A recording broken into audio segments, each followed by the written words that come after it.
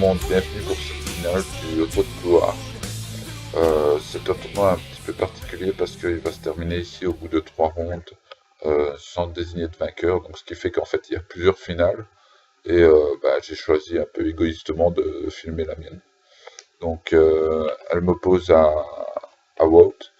Wout c'est un peu le papa comme on dirait en Belgique, c'est le meilleur joueur belge, capitaine de l'équipe WTC 1.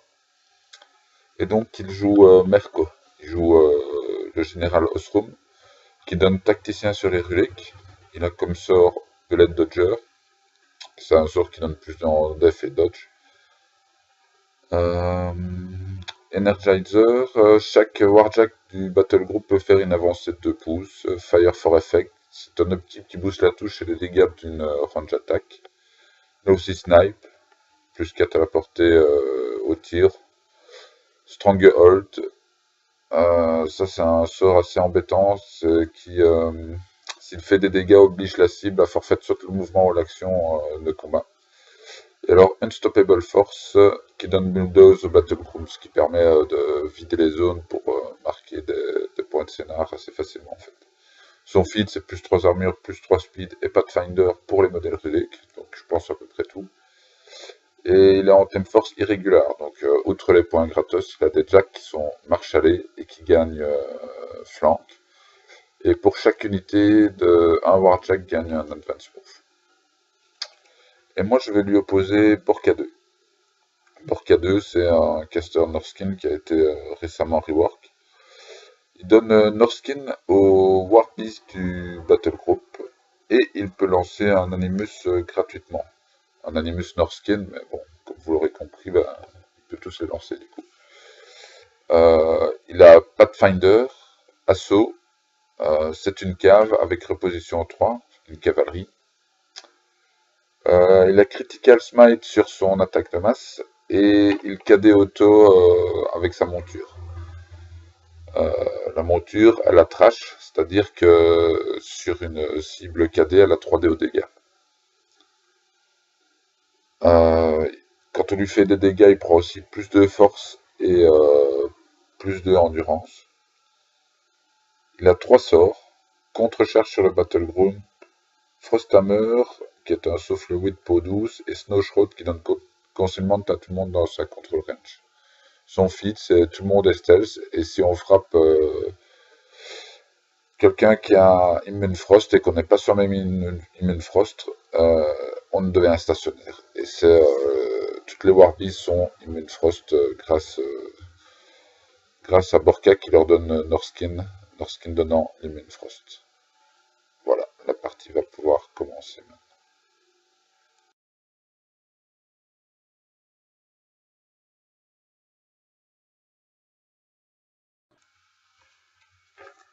Donc mon tour 1 commence. Je ne sais plus si c'est moi qui ai eu le tour 1 ou si c'est Wout qui a choisi de jouer en deuxième. Toujours est-il que voilà, leur bordailleur troll court. Il court de 12 pouces car il démarre à proximité à 3 pouces d'un terrain difficile. C'est un rebelle dans ce côté-là. L'autre où il y a les petits arbres, c'est la forêt en fait, qui est du côté de Wout. Derrière, je fais courir un Mauler et je fais juste avancer l'autre.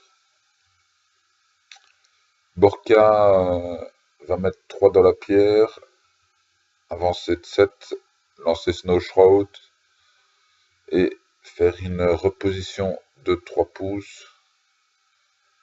J'essaye d'être un maximum agressif.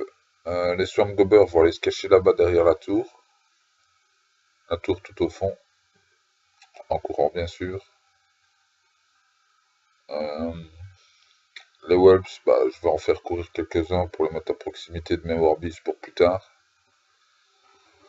Le Bouncer va avancer. L'Anissa va courir, mais je la mets à 3 pouces du Bouncer pour un peu la protéger en cas de tir dessus. Le Swamp fait une avancée normale. L'Axeur va donner Rush à Rock, ce qui va lui permettre de courir lui aussi de 12 pouces et de surtout traverser le terrain difficile plutôt facilement. Voilà. Et il reste complètement dans le rebel, il n'y a pas de raison de ne pas prendre son plus 4 def contre le tir. après je fais courir le reste, donc c'est-à-dire les whelps. La pierre fera juste une avancée, fera sa nouvelle capacité qui lui permettra de regagner de la furie et plus de rendu.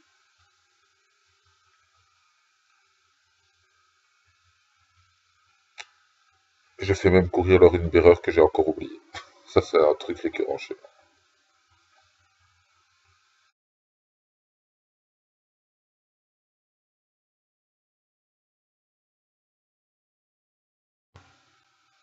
Donc le tour 1 des mercenaires commence. Wout prend quelques infos concernant placement, mon armée, l'endurance et tout ça. Et il va tout de suite aim avec Kelbelloc et prendre un tir sur Rock. Euh, Comme il aime, malgré la haute défense, ça va toucher sans souci. Là, je dois reprendre la cloque parce qu'en fait, en plus de noter les dégâts, Rock doit faire un Stumbling Drunk qui va être push d'une direction aléatoire. Ici, bah, carrément vers l'avant, mais comme il n'est pas Pathfinder, il sort pas totalement du rebal. Ensuite, il va faire courir ses Keyazi là sur la gauche derrière la forêt.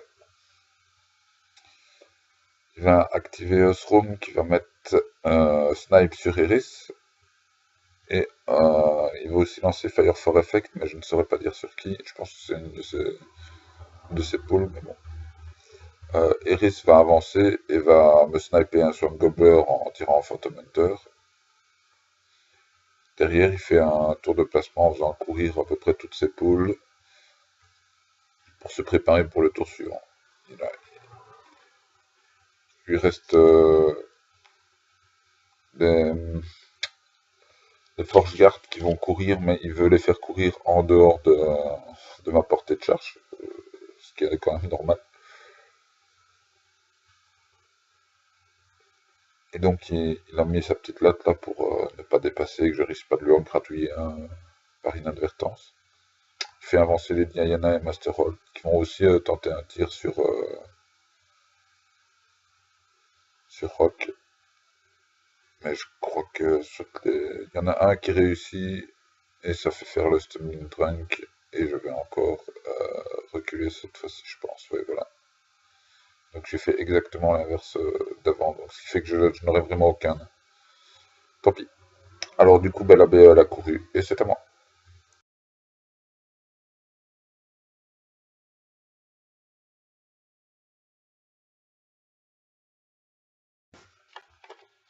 Donc voilà, c'est mon début de tour, début de tour 2.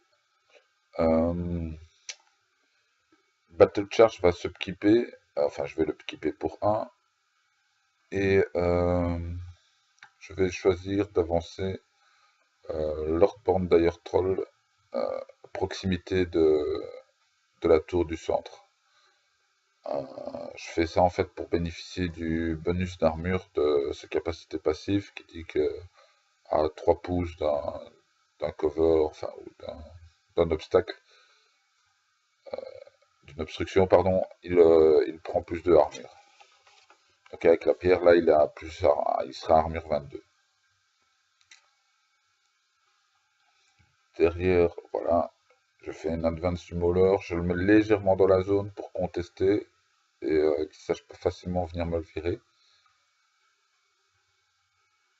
Euh, Derrière ça, en fait, c'est assez difficile parce qu'il est encore loin et je sais que je vais prendre beaucoup au tir au tour suivant. Je pense ce coup-ci à faire Harmonious Exaltation avec le Runebearer.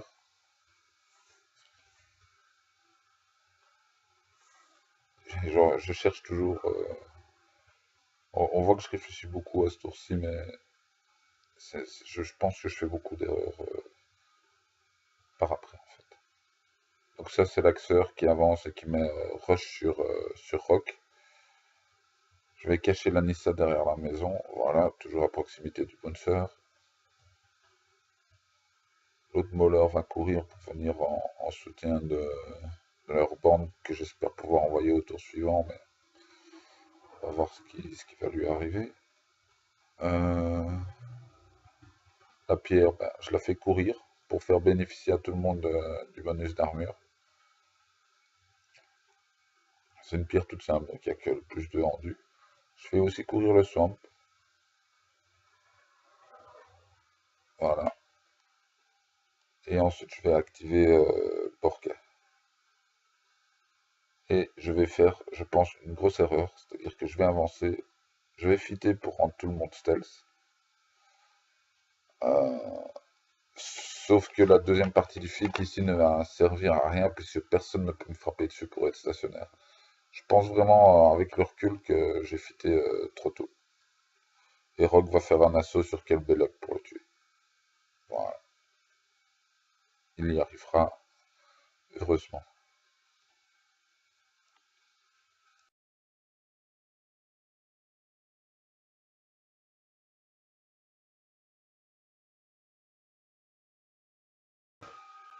Donc le tour 2 des mercenaires commence.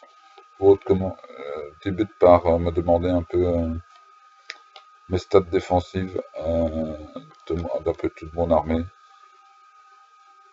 L'effet de mon feat, il est en train de mettre en place en fait son tour pour maximiser ses chances. Donc il prend quelques minutes pour le faire, mais une fois qu'il va se mettre en marche, ça va aller très vite. Donc je réponds à toutes ces questions, je pense, et après analyse de la situation. Il va commencer par activer son Battle Engine, qui va M sur Rock, puisqu'il a moins de 5 pouces, et il va lui virer le stealth tant qu'il y est, comme ça, le reste pour tirer encore dessus. Alors moi, mon idée en amenant Rock là-bas, c'était de le faire avancer pour aller engager Forgeguard et à un moment donné bénéficier d'une défense 16 contre le tir. Et malheureusement, ben voilà, il va reculer. Ce que j'aurais quand même pu contrer sur le premier tir après avoir avancé, par exemple, en faisant pop un Whelps. Ça lui évitait de reculer derrière, j'aurais pu faire qu'avancer.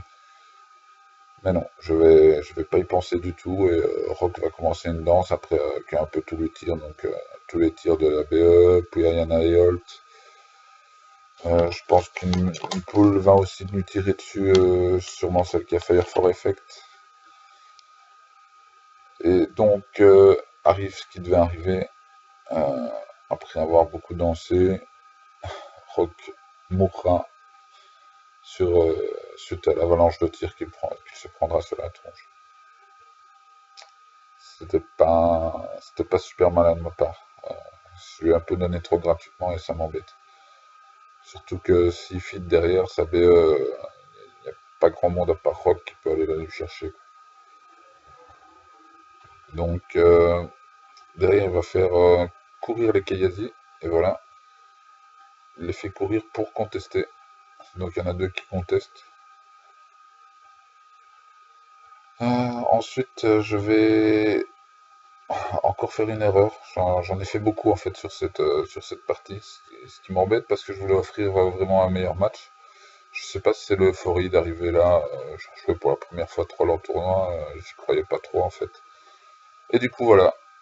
Il me bête avec une poule. Et je contre-charge. Bêtement. Euh, Vraiment bêtement. Derrière, derrière, je fais Papa Web sur une attaque de dégâts. Je ne sais plus comment je la prends. En fait, la poule avait pas avancé, je crois que du coup, elle a fait ses attaques sur Rock. Les Forge Guards vont du coup charger le BDT et pas Rock. Je me suis trompé. Et, lui faire comprendre que de quitter sa défense 16 derrière un cover contre le tir, plus armure 22 sur la pierre pour un 12-18 au corps à corps, ça allait lui coûter cher. Il va même avoir le bon goût de faire un combo smite qui va tuer Whelps qui avait popé à côté. Donc là, Wood va marquer 2-0 avec la capture de son drapeau et de la zone en bas. Je suis mal.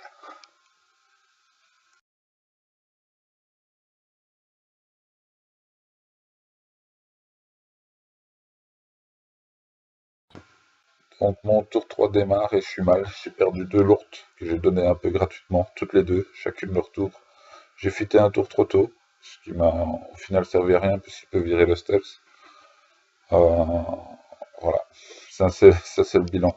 Je, je pense que j'ai joué une de mes plus mauvaises parties jusque-là et j'en suis très triste parce que j'espérais quand même lui montrer une autre résistance. Mais bon, tant pis. Il faut quand même continuer à jouer. Par contre, je vais prendre le temps de vous expliquer un petit peu la fin de cette vidéo parce qu'en fait, nous pouvons remercier Alex qui va passer par là et appuyer sur le bouton un peu plus tard en me disant que ça s'est éteint pour la rallumer. Sauf que c'était l'écran qui s'était mis en veille et donc il a éteint la caméra et on n'aura donc pas la fin de la game. Donc tous ensemble, on peut déjà lui dire merci Alex. Voilà, ça lui fera plaisir en plus. Donc, qu'est-ce qui va se passer derrière? Je vais perdre, hein, là je m'en remettrai jamais. J'ai perdu 2 lourdes. Je vais quand même tenter un baroud d'honneur avec Borka dans sa Forge Guard, mais je ne ferai rien du tout. Je vais essayer d'aller virer de Kayazi, mais c'est impossible, je suis trop loin. Bref, je ne ferai plus rien sur cette partie. Le Rudbearer va même tenter un souffle en allant capturer le drapeau pour virer la deuxième Kayazi, mais avec capacité magique 6, ça marchera pas. Je vais vouloir essayer d'utiliser le Swamp pour draguer une de ses poules, mais elles sont imbougeables, donc elles restent sur place. Bref, tout ce qu'il ne faut pas faire.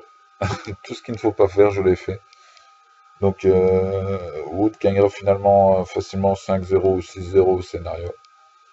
Voilà, là on est au moment où je place la proxy base pour voir si je peux tenter un baroud d'honneur. Mais ça sera pour la forme. Voilà. Défaite. Merci de m'avoir écouté. Bonne continuation. Et donc les vidéos vont suivre assez rapidement maintenant.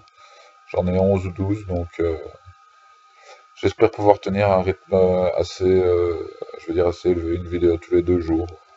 Donc il y a 3 qui va arriver, puis le Road to War, et ensuite, non pas le Road to War, le Blood and Rust, et ensuite une vidéo du dernier tournoi de Mons. Voilà. À bientôt.